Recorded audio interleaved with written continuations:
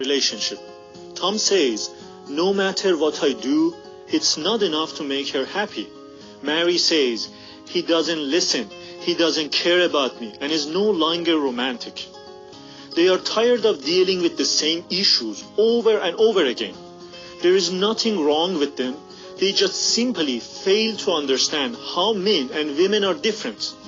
Like Tom and Mary, many couples fall into such patterns that turn a loving relationship to a failed one. Dr. Gary says that men and women are different by nature. They think differently, they communicate differently, they have different emotional needs.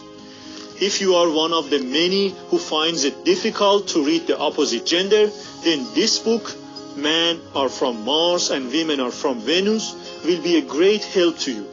Dr. Gary says that for couples to get along, they need to stop expecting the other to be the same and understand each other instead.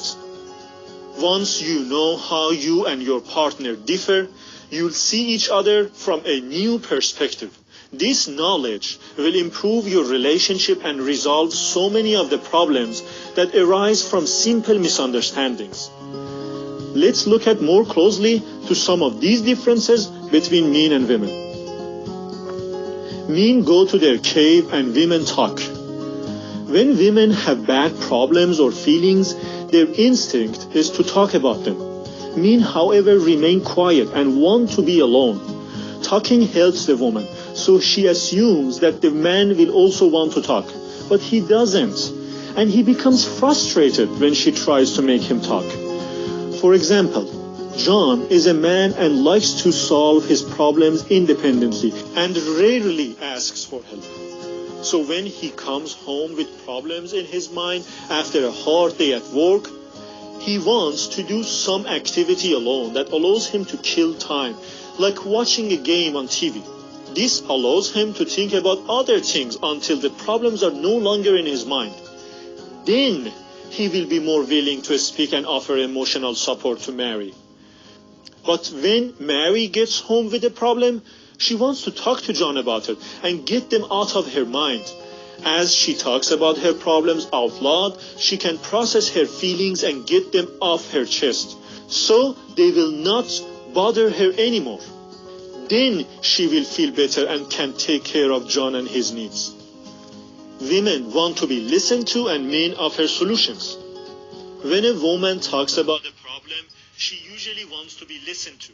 But men usually offer solutions at these times, because men talk about a problem only when they look for a solution. So they assume that's what the woman wants to hear. Mary comes home from work, exhausted, talking about her day. Frustrated and upset, she tells John that she is getting overwhelmed at work. As a man, John thinks that an appropriate way to show love and consideration is to offer solutions to Mary. He tells her to resign from work and look for a new one, which she likes. Mary is sad because John doesn't understand her.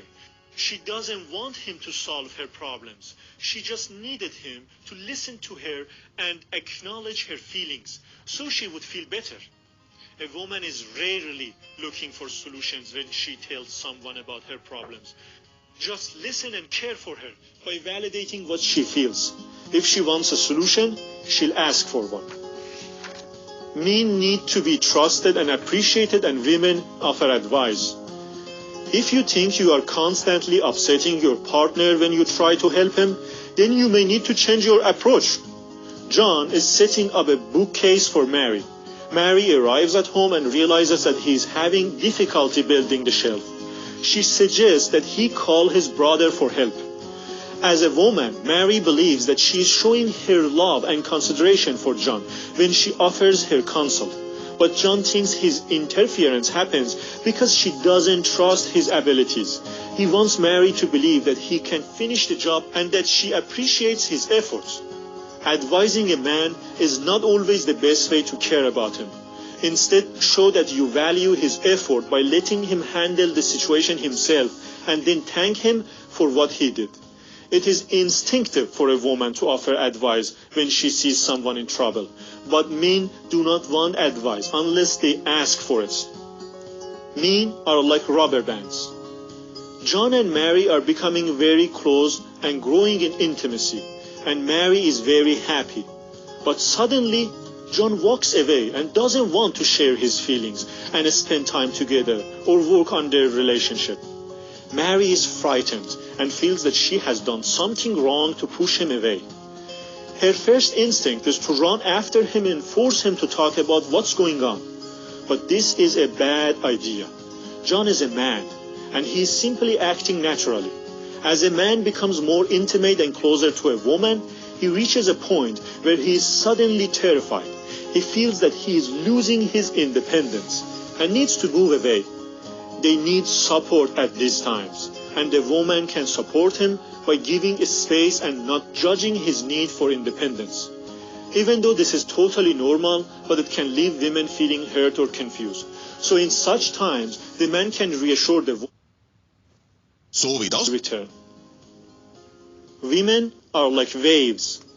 Some men describe female emotions as a roller coaster because they can suddenly swing. Overall, Mary is a happy woman who cares about everyone around her. But John noticed that sometimes Mary is deeply sad, and he doesn't understand why. She becomes sad and nervous for no reason and doesn't care for others as before. John thought maybe he had done something to annoy Mary, but he doesn't know where the problems come from. Contrary to what John believes, this is normal behavior, and he probably hasn't done anything wrong with Mary. Mary is a woman, and to express herself and release her negative feelings, she may occasionally feel sad and need to talk about her emotions.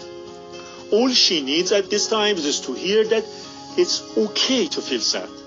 If Mary wants to make this process easier for John, she can reassure him that it is not his fault.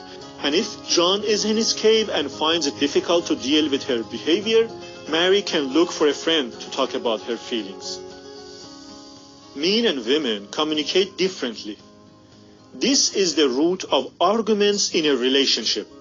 Men are literal and direct when they speak, and women often unknowingly start arguments by not being direct when sharing feelings. For example, Mary says, "We never go out." John's first instinct is to feel guilty and correct her by reminding her the last time they actually did go out. But the word never is an exaggeration that Mary used to express how she feels. She probably didn't want to accuse him of anything. Translated, this means, "I'd like to go out with you because we have fun together. Can you take me out?" Understanding what Mary meant could prevent John from reacting defensively and invalidating her feelings. Failing to communicate directly and listening to understand the feelings can create big arguments from a small misunderstanding. Men and women have a different scoring point system. When it comes to giving, men value results while women value the thoughts that come with it.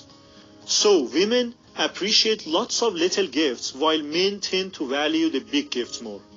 For example, if Tom gives roses to Mary for a whole month every day, he may get 30 points from her, because for Mary, each rose will score 1 point, showing that Tom was thinking about her. But Tom may think that if he plans a big trip, he doesn't need to give a rose every day, because in his mind, a big trip will definitely score more than 30 points. But for Mary, it's probably just 2 or 3 points. So Dr. Gary encourages men to not ignore small and easy things that can make a big difference. Also, women should appreciate men giving. Otherwise, he will completely stop giving if he doesn't feel appreciated. With man giving and her appreciating, both will gain. Men and women are motivated by different things. Men and women are guided by different things. Men are mainly motivated when they feel they are useful. John wants to know that Mary needs what he can give and that she values it. So if Mary doesn't express her gratitude for the things he does to please her, he will simply stop doing them. Women are motivated when they feel loved. Mary needs to know that she is loved and respected by John. So when Mary needs something, it is important that she feels confident that John will take care of it. The advice given by Dr. Gary in this book goes completely against the popular social movements that says men and women are pretty much the same. I did some research on this book and it seems a lot of people are criticizing it. They call it pop psychology, saying it is not scientific, or it is sexism because it asks women to do more of the adjustments. I personally found this book very helpful in understanding the opposite sex, and I'd be happy to see what you guys think about it.